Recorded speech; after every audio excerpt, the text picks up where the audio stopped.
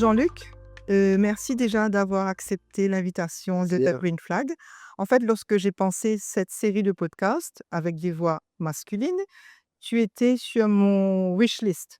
Pourquoi? Parce que tu as toujours été dans ta position de journaliste, fervent défenseur du droit des femmes et aujourd'hui, en tant qu'advisor auprès du ministère de l'Égalité des genres, tu as aussi un rôle à jouer. Ma première question, on est à quelques jours des 16 Days of Activism. Qu'est-ce qui te t'oblige en fait? Quelle est ta motivation pour lutter contre ce fléau qui est la violence faite aux femmes? Alors, tu vas pas croire, Marielle, il y a une histoire qui m'est restée, dans la tête depuis des années.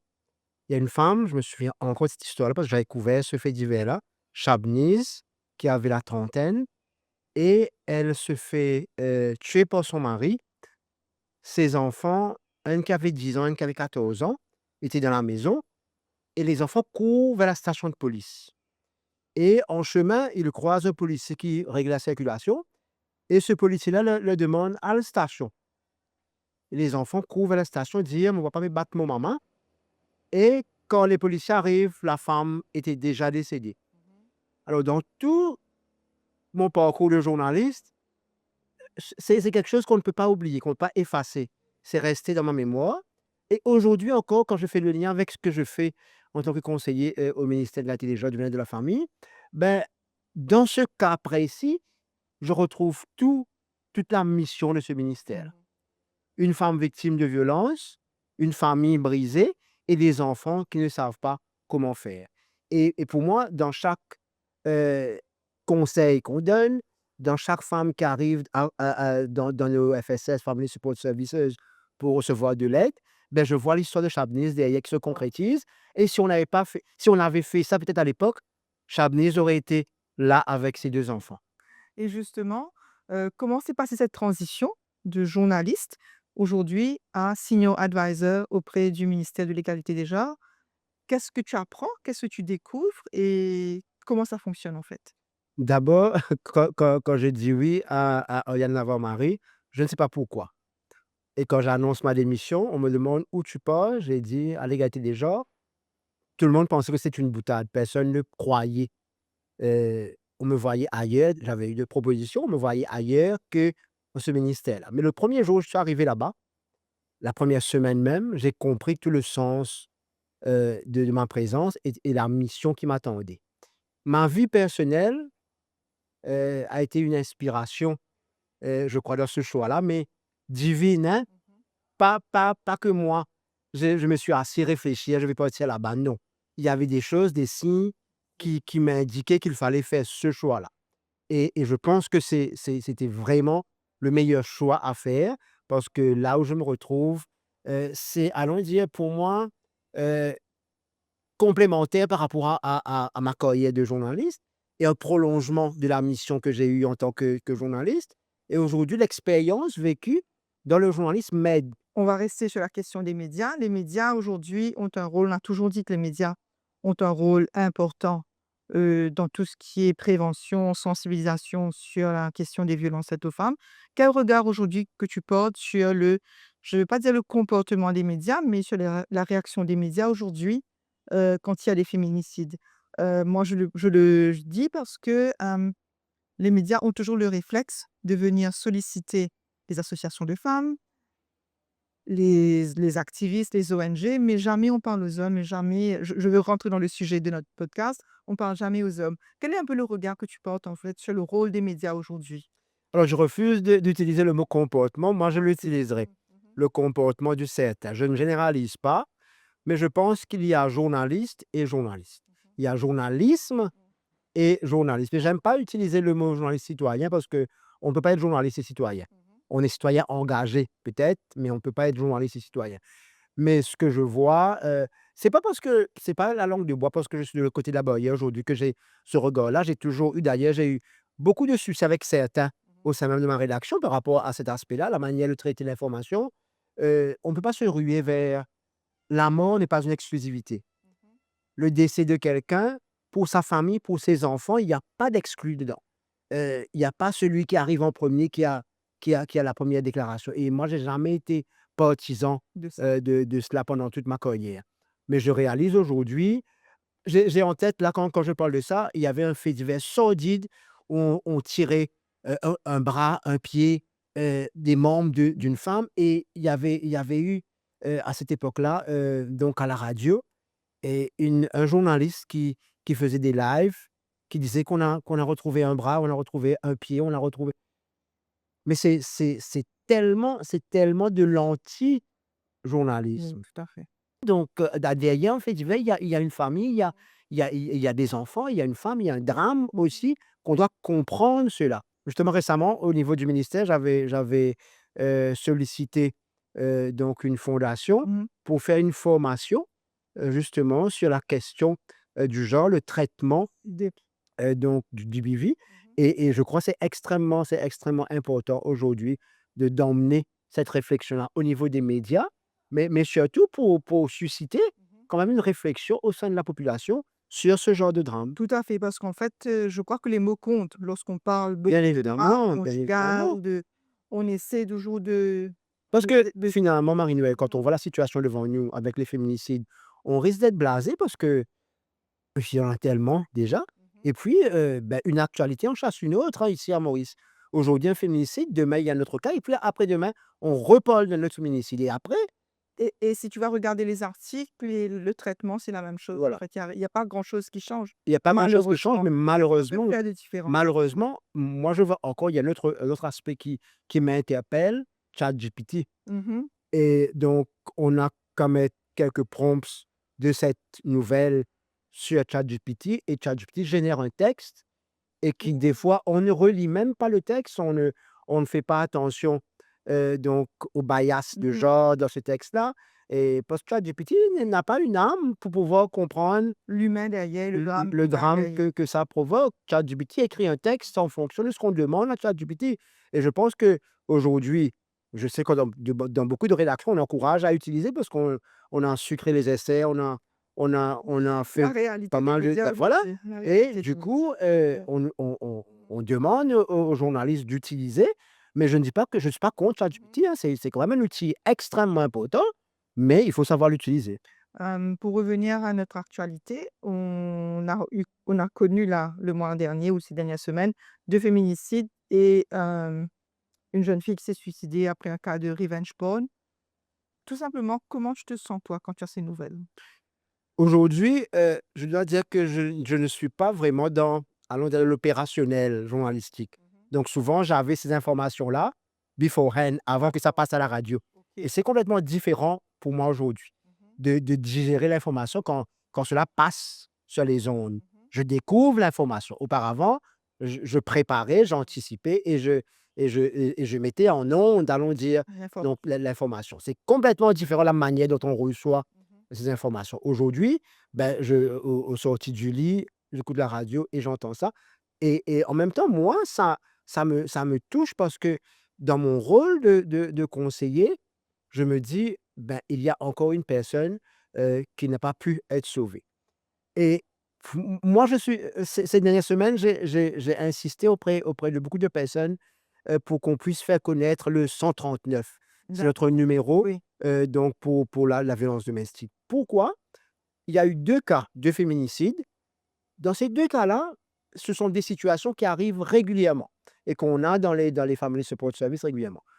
Une femme qui n'a jamais porté plainte, qui n'a jamais sollicité les services. Mmh. Dans le deuxième cas, une femme qui avait porté plainte, Sollicité. sollicité les services, mais qui a, retiré, par la suite Après sa tout plainte. à fait. Voilà 2 extrémités, Mmh. mais qui, est, allons dire, de manière équitable, Mmh. a entraîné la mort. Ouais.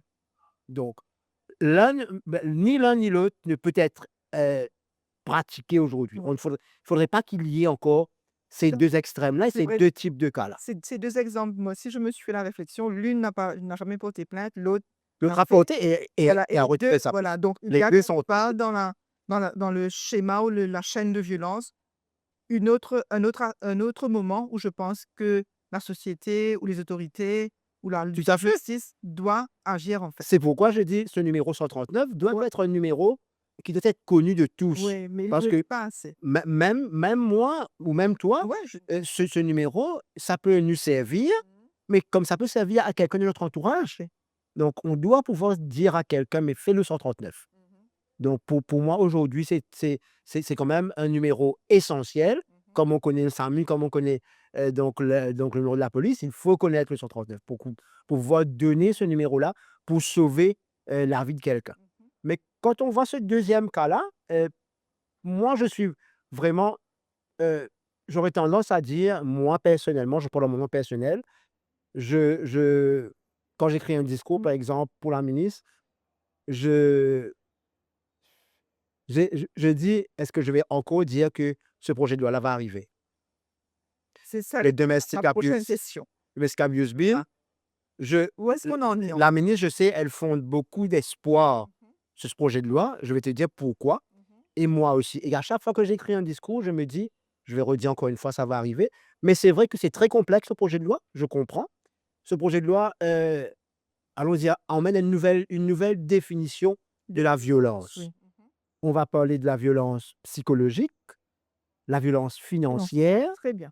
et qui n'était pas, répertoriée, alors Mmh. qui était vraiment pas prise en Et qui considération est un jusqu'ici. levier qui fait que les femmes Extrêmement, restent aussi. extrêmement. Ouais, Donc c'est je crois le point central par moment dans plusieurs cas, et c'est un dénominateur commun ouais, tout à qu'on fait. voit dans beaucoup de cas. Et ce projet de loi, comme je t'ai dit, il est c'est complexe, il y a pas mal d'aspects donc à revoir, et on y croit, et je sais qu'il y a des avancées, et ça devrait arriver dans quelques mois. Mmh. Mais ce projet de loi va au-delà de ça. Par rapport à ce qui a été, les grandes lignes qui ont été présentées au conseil des ministres, par exemple, un professionnel, heu, déjà par rapport au cas de cette femme qui a retiré, le DEP qui va décider Mmh. si on peut retirer ce cas. D'accord, très bien, parce qu'en fait, c'était une des questions que j'avais. Voilà. C'est souvent, je crois qu'il y a un regard qui doit changer sur le délit. Parce que souvent ce qui se passe, Oui, le perpetrator, donc l'agresseur, essaye, j'aime bien utiliser ce mot-là pour décrire ça, couillonner. oui, C'est manipuler. c'est c'est un Ouais. très c'est un très joli mot pour couillonner, Mmh. sa La victime, victime, tout à fait, pour enlever la et plainte. donc il arrive à mettre la victime dans une situation, et la plainte est enlevée, Ouais. et sans s'en rendre compte qu'elle court un très Non, grand que le danger danger derrière, est toujours là, en toujours fait. là. Le danger est Donc toujours le DEP, selon les grandes lignes, qui ont été présentées en conseil, heu, pourra décider si oui ou non on doit enlever ça. je crois que c'est extrêmement important parce que moi, la réflexion que j'avais, lorsque j'ai vu ce cas, je me suis dit: «À quel moment, OK, elle décide de tirer sa plainte, mais qui dit à quel moment il y a pas eu de sanction pour le délit qui aura été commis et Tout à qui a fait. lead à la au protection order».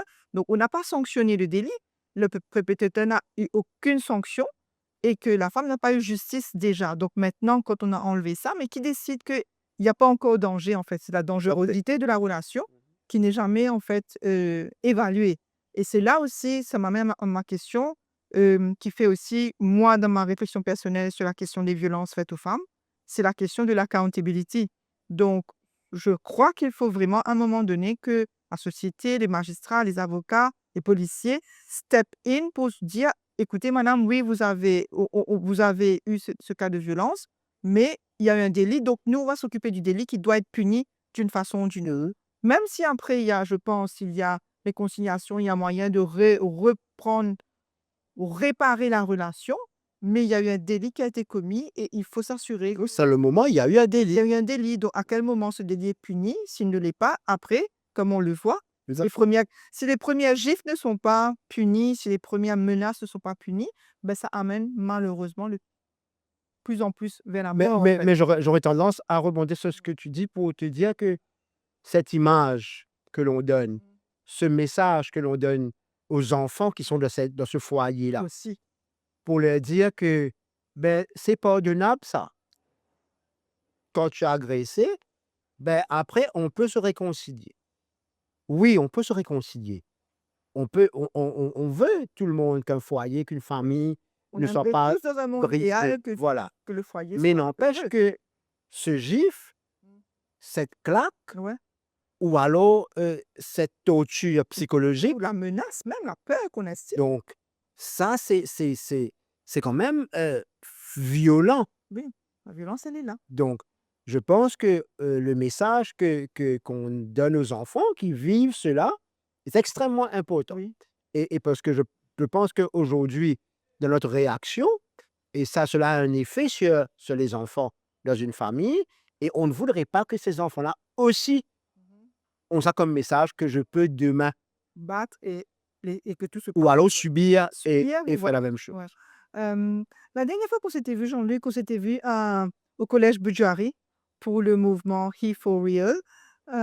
Justement, comme tu parles d'enfants et de jeunes, aujourd'hui, comment tu vois le rôle de ces jeunes hommes dans la question de l'égalité des genres? Est-ce que toi, je sais que c'est quelque chose aussi qui te tient particulièrement à cœur et la ministre aussi dans ce que j'ai compris. Comment tu vois le rôle des jeunes hommes dans peut-être établir à Maurice un modèle de masculinité positive? Alors, je leur avais dit ce jour-là que je ne vais pas les abandonner parce que je vois extrêmement intéressant leur démarche. Et depuis, ils sont les ambassadeurs du ministère. Ah, très bien. Donc, ils ont été formés sur plusieurs thématiques Mmh. et à Phoenix, dans notre centre. Et là, pour la journée pour l'élimination de la violence à l'égard des femmes, on lance justement notre programme Men as Allies, OK. donc avec ces jeunes ambassadeurs. Et je me souviens, je leur ai dit qu'il fallait qu'ils contaminent les autres collèges en espérant qu'en janvier, à la rentrée des classes, malheureusement, il y a certains qui quitteront l'école là, dans ce groupe-là. Donc, ils essayent de faire que d'autres puissent emboîter le pas. Et on va essayer d'aller vers la communauté, d'aller vers les centres communautaires. Mmh. On travaille avec les centres Sugar Industry, les Welfare Fund, pour que justement, ils puissent, à travers ces réseaux, donc rencontrer des familles avec leurs enfants et pouvoir en parler de la masculinité positive. Je pense que c'est extrêmement important aujourd'hui parce que les codes ont changé. Mmh. Heu, Par exemple, j'étais dans une fête samedi, quelqu'un, est arrivé après, bien après. Je lui ai dit: «Maintenant que tu arrives», il me dit: «J'étais parti dans une soirée et je n'ose même pas dire le nom de cette soirée-là». Et pour moi, c'est déjà même cette Mmh. définition-là, de cette soirée-là. Et donc quand quelqu'un dit qu'il a été à cette soirée-là, donne à cette personne-là une stature de plus que macho. Mmh.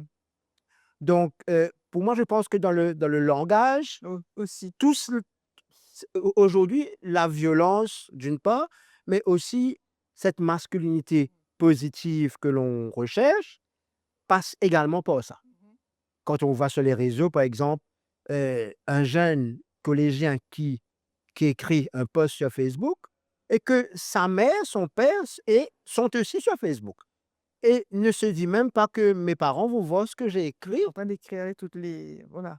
Mmh. Et moi, La violence qui peut aller dans j'ai sa du mal à boîte. réconcilier tout cela. Mmh.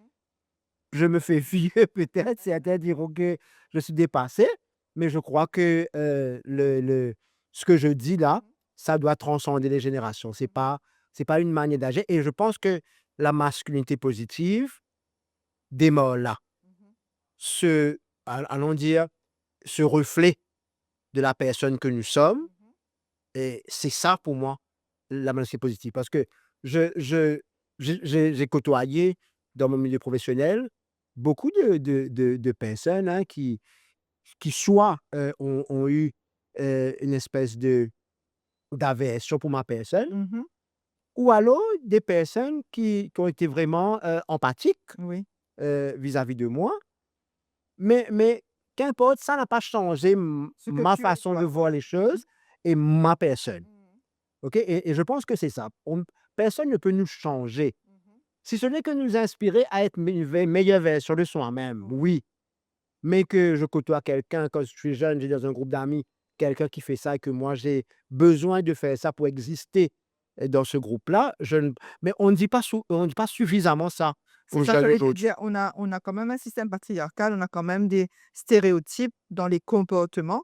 Aujourd'hui, c'est moi, je le vois quand je parle de cette question, de cette campagne que je mène sur la question de la masculinité positive et que je parle de ça à des hommes, la première réaction va être: «Ah OK, tu parles des hommes dans cette question de violence», mais je crois que cette question on oublie toujours dans le discours public de mettre qu'il s'agit de violences faites aux femmes par des hommes Mmh. dans Tout à 99 des cas. Donc lorsqu'on oublie l'homme dans l'équation, ben, je crois qu'il y a quelque chose qui ne marche pas.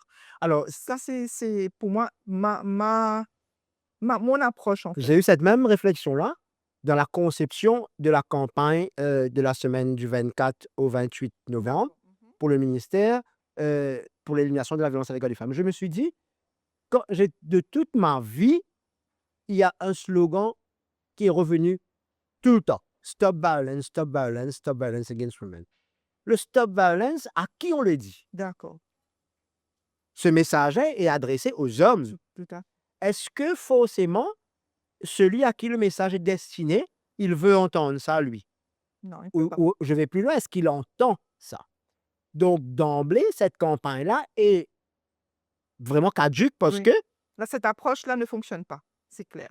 donc dans notre réflexion, cette fois, on a voulu dire que on va mettre la femme au centre de cette Oui. campagne. Mmh. Le thème: «Femme, tu pas victime, tu as un changement». Mmh. Donc pour dire que tu as été peut-être victime à un moment de ta vie, mais il y a eu un moment où tu Tu as t'es dit: décidé de «Stop» changer. Mmh. et voilà ce que je suis devenu. On a recueilli des témoignages, des femmes, exceptionnelles Mmh. et toutes vont dans ce sens-là pour dire que j'ai vécu une période sombre de ma vie, dans la violence, être battu, être, bouleversé par ce que je vivais, mais après un jour, je me suis dit qu'il fallait Arrête. arrêter cela. Mmh. Et aujourd'hui, ce qu'elles sont devenues. Mmh. Il y a vraiment, je vous laisserai découvrir ça, je ne vais pas spoil, ce qu'on a fait, mais, avec, Je donc, quelques ONG, Mmh. qui s'occupent justement, des femmes victimes de violences et aussi des ONG qui nous aident dans la mise en image de tout cela et tout cela s'est fait gratuitement et je salue encore une fois ceux qui ont participé à la campagne. Les médias sont partie prenante de tout cela, pour dire que je pense qu'il y a quand même une certaine, allons dire une remise en question, Oui, tout à fait. donc dans notre société par rapport à cette violence, qui est ambiante, hein, donc on l'entend au quotidien, on l'entend, de là donc où l'on est au quotidien, Mmh. on l'entend et je suis sûr qu'il y a quand même beaucoup de personnes aujourd'hui qui veulent Changer qu'on les qu'on choses. qu'on puisse changer les Ouais. choses. Avant de conclure, peut-être ton point de vue un peu sur cette approche de notre campagne qui est et de cette série de podcasts, en fait, qui va être de donner la parole qu'à des voix masculines. Est-ce que tu crois que c'est important Je de faire cela? je pense que c'est extrêmement important pour voir, la chose d'une autre perspective Mmh. parce que, justement, heu, moi quand j'étais journaliste à l'époque, dans toutes, ces allons dire, ces reportages que j'ai eu à faire, dans ces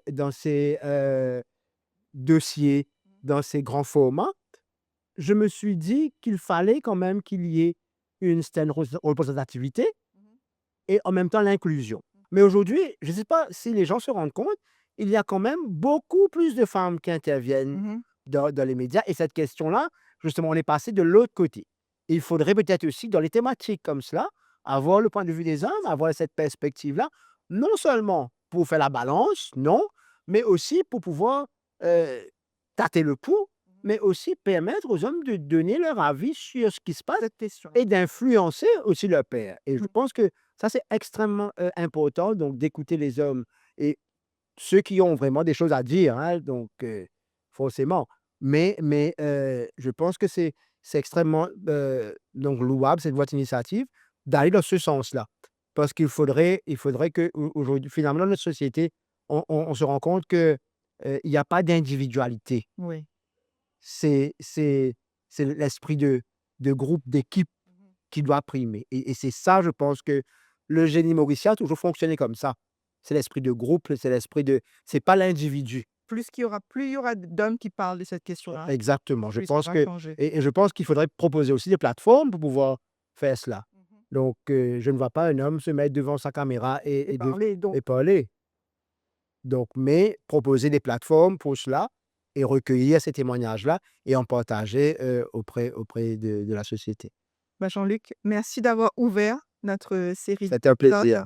et je sais qu'on peut compter sur toi pour la suite de cette Tout à fait. campagne. Merci. Merci.